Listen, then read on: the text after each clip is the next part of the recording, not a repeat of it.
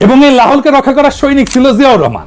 ভারত 1965 সালে পাকিস্তানের সাথে যুদ্ধ জড়ায় পড়ে। Pakistan army 1 September operation grand slam নামে একটা সামরিক অভিযান পরিচালনা করে। ফলে কাশ্মীরের ভিতরে ভারতীয় আর্মি অত্যন্ত নাজুক পরিস্থিতির সম্মুখীন হয়। তাদের আত্মসমর্পণ ঠেকাইতে মরিয়া ভারত 6 সেপ্টেম্বর আন্তর্জাতিকভাবে রিকগনাইজ বর্ডার ক্রস করে লাহোরের দিকে হামলা করে, কিন্তু সমস্ত শক্তি নিয়ে। কাশ্মীরের বর্ডার এইটা বিতর্কিত বর্ডার, আন্তর্জাতিকভাবে রিকগনাইজ না, কিন্তু লাহোরে ভারতের সীমান্ত থেকে মাত্র 18 মাইল দূরে হওয়া সত্ত্বেও ভারত সর্বশক্তি নিয়ে করা এই আক্রমণ ব্যর্থ হয়।